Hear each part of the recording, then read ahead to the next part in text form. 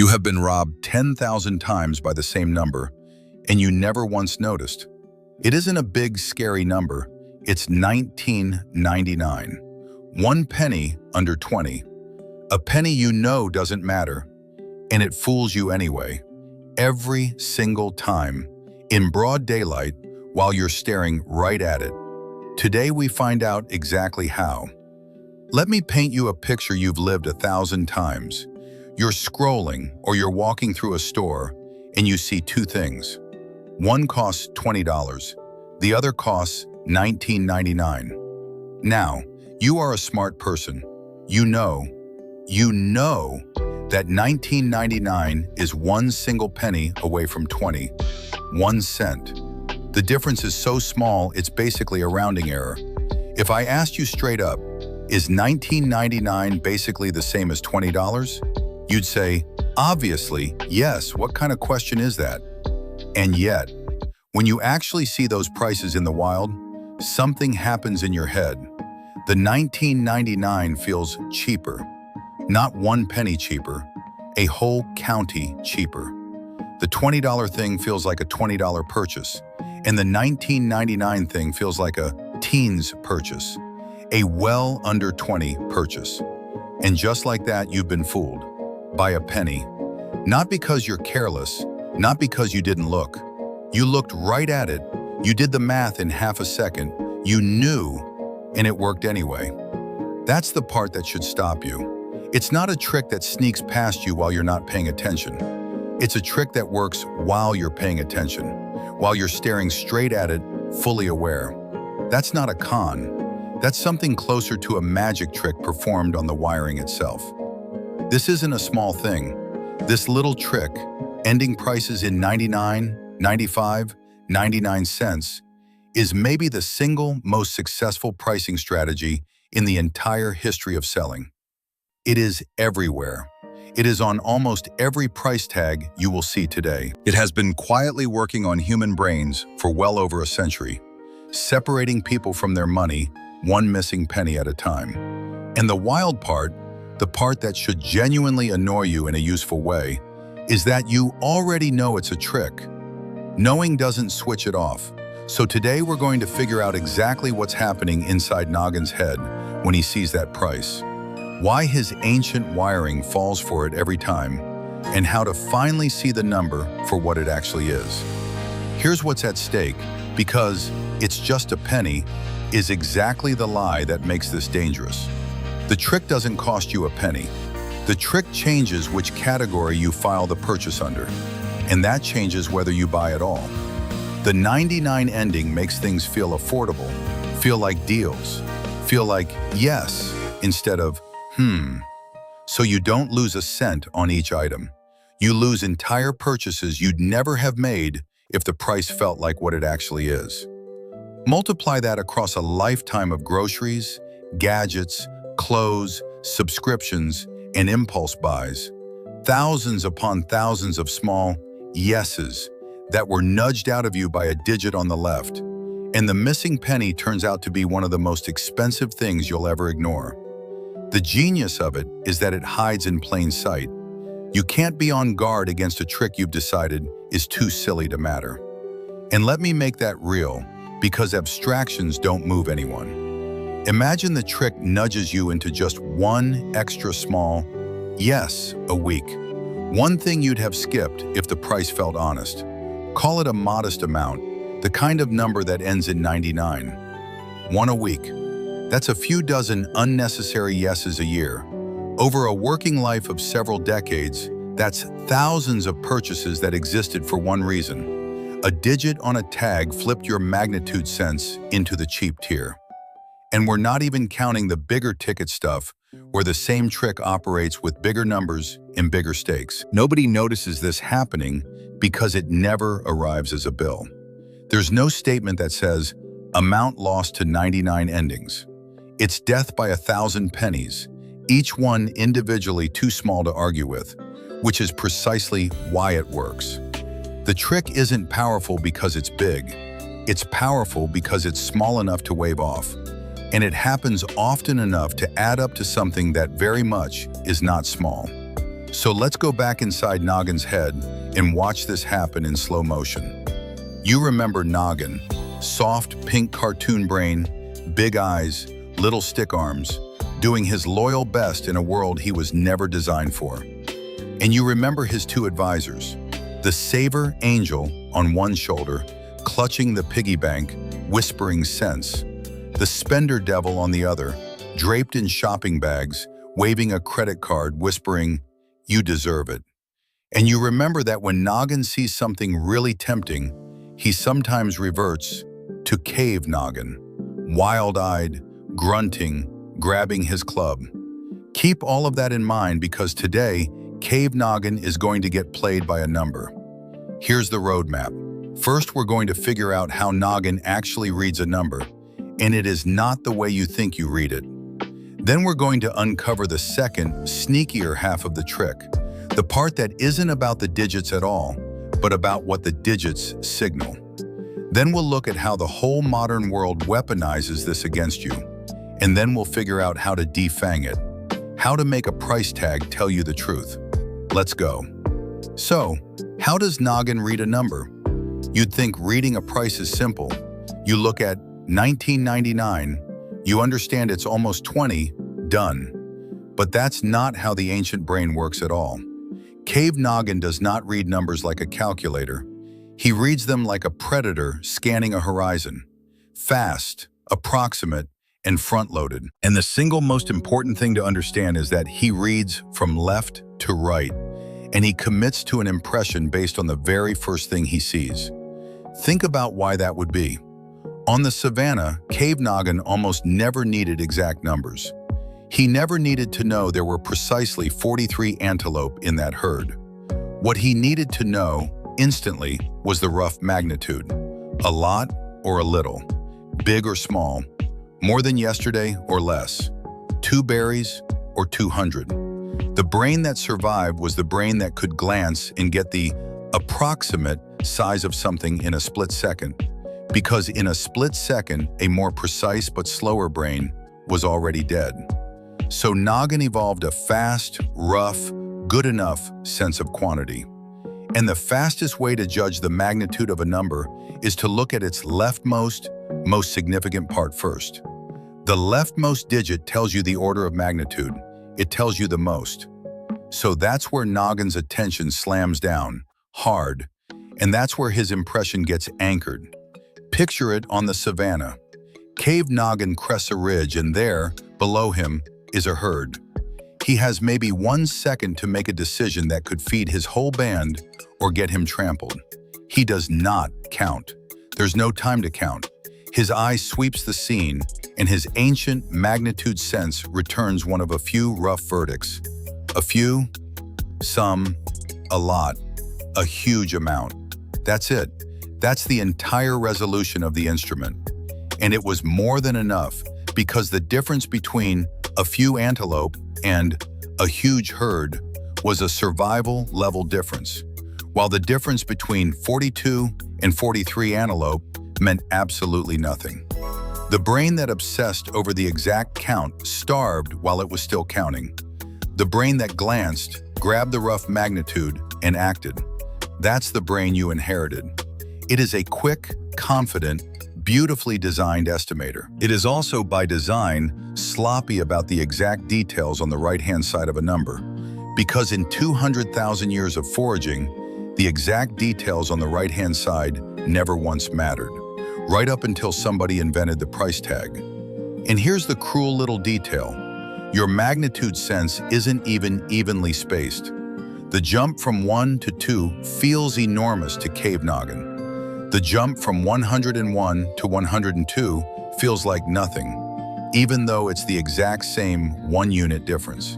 He perceives numbers proportionally, in rough tiers, not on an even ruler, which means the boundaries between tiers, single digits, teens, 20s, hundreds, feel like real, meaningful walls to him. Crossing from the teens into the 20s feels like climbing into a whole new neighborhood. And that is the wall that 1999 is engineered to keep you just barely on the cheap side of. Now watch what that does to 1999. Noggin's eye hits the price, and the very first thing it lands on is the 1 and the 9. 19. And before he's even finished processing the rest, his ancient magnitude sense has already filed this purchase. Category: teens, under 20. And that first impression, that anchor, sticks like glue because Cave Noggin made his survival judgment in the first split second, and he's not going back to revise it. The 99 cents on the right? By the time he gets there, the verdict's already in. The decimals are an afterthought. They barely register. He's already feeling, this is a teens thing. And a teens thing feels meaningfully cheaper than a 20s thing, even though they're 1 penny apart. This even shows up in how long it takes. When the price drops from a round number to one just below, when 20 becomes $19.99, that change in the leftmost digit from a 2 to a 1 makes the price feel like it crossed a real boundary, a whole tier down. The exact same 1 cent drop from, say, 1950 to 1949 doesn't do anything special because the left digit didn't change. It's not the size of the discount, it's whether the left digit flips. That's the whole game. That's why prices cluster just below the round numbers. $9.99, $19.99, $99, $4.99. They are all engineered to flip that leftmost digit down a tier right before your ancient magnitude sense takes its snapshot. So that's the first half of the trick. Pure ancient hardware. Cave Noggin reads the most significant digit first, anchors on it, and treats $19.99 as a citizen of the teens. But there's a second half, and it's sneakier, because it's not about the math at all. Here's the second thing that 99 ending does. It signals. Over your entire life, you have seen prices ending in 99 cents attached to one specific message. This is a deal. This is the discount aisle. This is the bargain. Round prices, a clean $20, a clean $50, those have come to feel premium, deliberate, full price, maybe even luxurious. But 99? 99 has been trained into your brain as the smell of a sale. So when Noggin sees that 99, two things fire at once. The magnitude sense files it as teens, and a second learned association whispers, and it's a deal. He's not just reading a smaller number, he's reading a signal that says someone sharpened their pencil to get this price down for him. And the spender devil, who knows this, leans right in and goes, look, they discounted it. For us, we'd be fools not to grab it. And here's where it gets almost funny, because that signal can be used in the exact opposite direction too. The really expensive premium stuff, the luxury watch, the high-end restaurant, the designer bag, those almost never end in 99. They use clean, round, confident numbers. A flat 200, a flat 1500, because round numbers signal quality, intentionality. We don't need to nickel and dime you. So the same brain quirk gets played from both ends. 99 to make Cave Noggin feel he's getting a steal. Round numbers to make him feel he's buying something worthy. Either way, the number on the tag isn't just information, it's a message. And the message is aimed straight at the oldest, most automatic part of his brain. Let me show you Noggin in the wild, because watching it happen is the fastest way to recognize yourself. Noggin is standing in a store, holding two nearly identical gadgets. The first one's tag says a clean $20. The second says $19.99. Same gadget, same shelf, 1 penny apart. And watch his little face. His eyes flick to the first tag, 20. His mouth does a tiny frown. 20 feels like a real, committed, 20s tier decision, the kind he should maybe think about. Then his eyes slide to the second tag, 1990, and before he even finishes the sentence, his whole body relaxes. His shoulders drop, a little smile, because Cave Noggin just filed this one under teens. And teens feels safe. Teens feels easy. Teens feels like a yes he doesn't have to defend. The Saver Angel squeaks, they're the same. They are literally the same. It's 1 cent. And Noggin nods. He agrees completely, and then puts the 1999 one in his basket anyway. Because agreeing with the angel happens in the slow brain, and reaching for the cheaper, feeling one happens in the fast one. The fast one already moved. He never had a chance. That, in miniature, is the trick eating a billion small decisions a day. And there's one more layer the marketers add on top, and it ties straight back to something we learned last time. Remember how Cave Noggin barely feels the loss when money is invisible? Well, the people who set prices know how to make the number itself feel lighter, not just smaller. Watch what a fancy menu does. It drops the dollar sign entirely, just the bare number, no currency symbol. Why? Because the symbol is a tiny reminder that this is money, that something real is about to leave you. And that reminder triggers a flicker of the old paying pain. Strip the symbol and the number floats free, abstract, painless. Some places drop the decimals too, so it's just a clean 19 with no sense at all, lighter still. The big discount stores do the opposite but same trick. They blow up the dollars in huge, bold font and shrink the cents into tiny little superscript in the corner, so your eye gorges on the big 19 and almost literally cannot see the 99 riding along behind it. None of this is decoration. Every one of these choices is a tested, deliberate move to make the price register lighter and less painful in exactly the ancient part of Noggin's brain that decides whether spending hurts. They're not just shrinking the perceived number, they're numbing the wound. Now let's zoom out, because once you see this, you can't unsee how the entire modern world is built around it. Look at a menu. Real menus often play games with how prices are written, dropping the currency symbol, dropping the decimals, to make the numbers feel smaller and less painful. Look at a gas station, where the price literally includes a fraction of a penny on the end, 9/10 of a cent, a number so absurd it can only exist to keep the leftmost digit one tier lower. Look at the giant store signs screaming a price that ends in 99 in huge font, with the cents shrunk down tiny in the corner so your eye barely catches them. None of this is accidental. Every single one of these is a deliberate, tested, refined exploit of the exact wiring we just walked through. Cave Noggin reads left to right, anchors on the big digit, and reads 99 as a deal.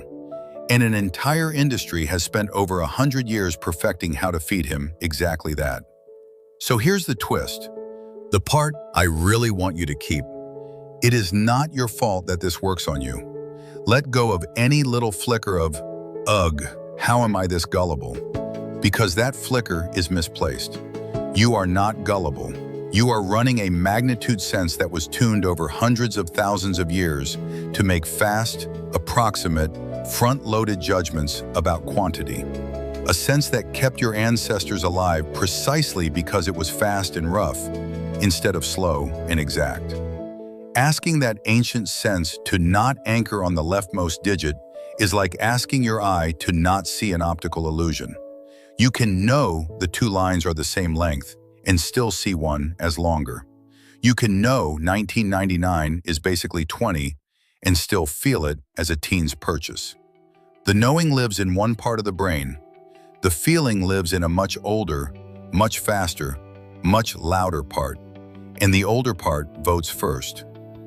But, and you knew the but was coming, it is still your responsibility. Because nobody is going to stop printing prices that end in 99. They make far too much money doing it. The signal isn't going away. The illusion isn't going away. So the only thing that can change is you. Not by deleting the illusion, which is impossible, but by building a habit that corrects for it after it fires. You'll still feel 1999 is cheap. You just won't act on the feeling without first doing a tiny, deliberate translation. That's the whole defense. You can't stop seeing the mirage. You can learn to never drink from it. And really sit with how strange and humbling that is. There are famous optical illusions where two lines are provably, measurably, the exact same length. And you can hold a ruler up against the screen and confirm it with your own eyes. And the second you take the ruler away, one line looks longer again. The knowing does not fix the seeing. They live in different parts of the brain, and the seeing doesn't care what the knowing has learned. The missing penny is exactly that kind of illusion, just for prices. You can do the math, agree completely that $19.99 is $20, win the argument with yourself out loud, and the next price tag will still light up the cheap tier in your head before your slow brain even arrives. So stop expecting the knowing to save you. It won't, any more than it unbends an optical illusion. What saves you isn't knowing harder, it's having a small, boring, automatic habit ready for the exact moment the illusion fires. So here's how you fight back. Defense number 1, always round up, and round up to the next whole tier. The instant you see a price ending in 99, train yourself to do one tiny thing, mentally round it up. $19.99 is $20, period. $9.99 is $10. $4.95 is $5. $49.99 is $50. You are deliberately undoing the trick by forcing the leftmost digit to flip back up to where the honest number lives. Do this enough times and it becomes automatic. And suddenly the whole 99 illusion loses its grip because you're no longer letting Cave Noggin file it under teens. You're filing it under 20s, where it belongs.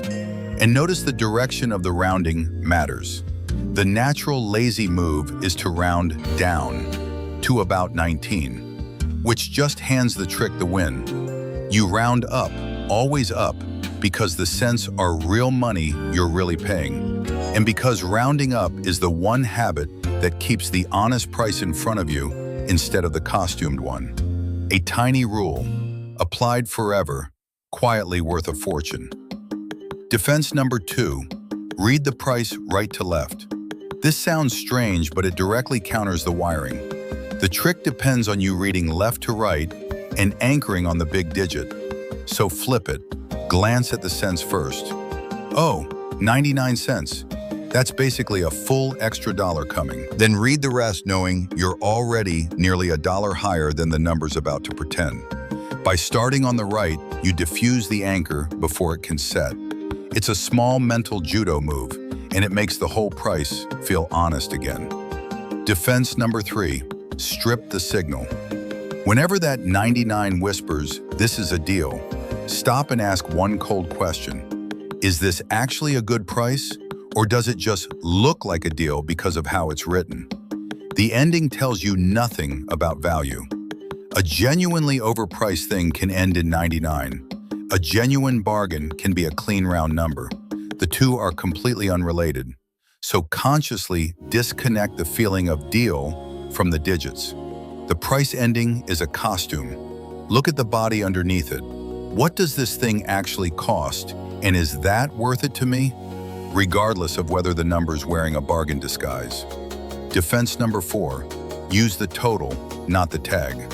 The single best antidote to all price tag trickery is to ignore the individual tags and watch the total. The running total in your cart, the number at the bottom of the receipt, the amount that actually leaves your account. Because the 99 trick works on each price in isolation, it can't survive contact with a sum. When you add up a basket full of teens purchases and the total comes out way higher than you'd have guessed, that's the trick revealing itself. So anchor on the total. The total doesn't lie, doesn't wear a costume, and doesn't care which digit flipped. The total is the only number that's actually about to leave your hands. There's a powerful version of this for the small recurring stuff too. A subscription priced at a friendly little number ending in 99 feels almost free. That's the entire point of pricing it that way. So don't judge it by the monthly tag. Multiply it out. What does this tiny thing cost me over a whole year? Over 5 years? Suddenly the friendly little 99 number, wearing its cheap tier disguise, reveals itself as a real, recurring, surprisingly large commitment. The trick lives in the small frame. Blow up the frame, and the trick dies in the light. Annualize everything that repeats and watch how many basically free things turn out to be quietly expensive. Defense number 5. Picture the round number sibling. Whenever a 99 price is tempting you, conjure its honest twin standing right next to it, the clean, rounded up number it's hiding behind. 19.99? Picture a flat 20 on the tag instead. Would you still want it at a clean 20? With no bargain costume, no cheap tier glow, just the plain round truth? If yes, buy it with confidence you actually want the thing. If suddenly you're not so sure, then it was never the thing you wanted. It was the feeling of the deal. And feelings, unlike gadgets, you can get for free. This one move quietly strips the disguise off almost everything, because most 99 prices are only persuasive while they're wearing the costume. Defense number 6. Name the trick when you feel it. The next time a price feels suspiciously, pleasingly cheap, pause and go, "Ah, the penny." That's the missing penny trick talking. The instant you name it, you create that little gap between you and the impulse. And in that gap, the thinking brain wakes up and gets to ask whether you actually want this thing at its real, rounded up price. Naming it doesn't make the feeling vanish. It just stops the feeling from automatically reaching for your card. And here's a fun side effect of naming it. Once you start spotting the trick out in the world, you start seeing it everywhere. On every tag, every menu, every screen, and something shifts. It stops feeling like a clever deal aimed to please you and starts feeling like what it is, a hand reaching for your wallet. That little flip in how it feels is worth more than any single safe purchase. It's the difference between being the target and being the one who sees the target painted on you. So let's bring it home. Here's everything we untangled today. That single missing penny works because of 2 things stacked on top of each other. First, the ancient hardware. Cave Noggin reads numbers from left to right, anchors hard on the biggest, leftmost digit, and judges magnitude fast and rough. So 1999 gets filed under teens before he ever reaches the cents and feels a whole category cheaper than 20. Second, the learned signal. A lifetime of seeing 99 attached to sales has trained your brain to read that ending as, "This is a deal." So the spender devil gets handed a perfect excuse. It's everywhere, it's deliberate, it's been refined for over a century, and knowing about it doesn't switch it off because the feeling lives in an older, faster, louder part of the brain than the knowing does. It is not your fault, and it is still your responsibility, which you handle not by unseeing the illusion, but by correcting for it. Round up, read right to left, strip the false deal signal, watch the total instead of the tag, picture the honest round number twin, and name the trick when you feel it. And here's the bigger thing, the thing I want Noggin and you to walk away with. You don't have to be smarter than your ancient brain. You just have to know its blind spots better than the people designing the price tags do. The marketers have studied Cave Noggin for 100 years, but they were betting on one thing, that you'd never bother to study him back, that you'd keep dismissing the missing penny as too silly to matter. The moment you stop dismissing it, the moment you start rounding up out of habit and watching the total, you've taken away the one advantage they were counting on. The trick only works in the dark. You just turned on a light. And notice what we did not do today. We didn't tell you to never buy anything. We didn't tell you that wanting things is bad, or that you should feel guilty for every $19.99 that ever made you smile. That's not the game. Things are fine. Buying things is fine. The only thing we're after is the gap between what a price is and what it's been dressed up to feel like. Because that gap is the exact place your money leaks out without your consent. Close that gap and you can buy whatever you actually want, on purpose, with your eyes open, paying the real price because you decided the real price was worth it. That's not deprivation, that's the opposite. That's finally being the one making the call. Noggin's going to keep falling for it, by the way. That's okay. The illusion is automatic. But now there's a tiny, patient voice in his head that catches it a half second later and says, "Round it up, buddy." And a half second of awareness, repeated across thousands of purchases, is the difference between a brain that gets played by every price tag and one that finally reads the truth. He doesn't have to win every round. He just has to win the rounds that matter and lose the rest cheaply, knowingly, on his own terms.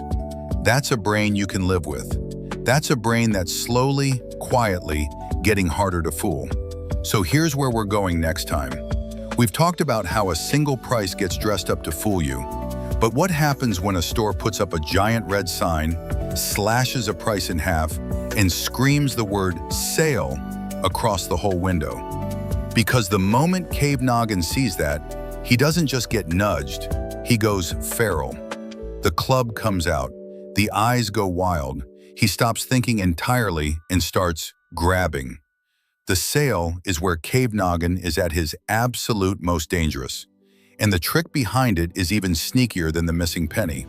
Because half the time, the original price he's so excited to beat was never even real. That's next time. Why your caveman brain literally cannot resist a sale. I'll see you there.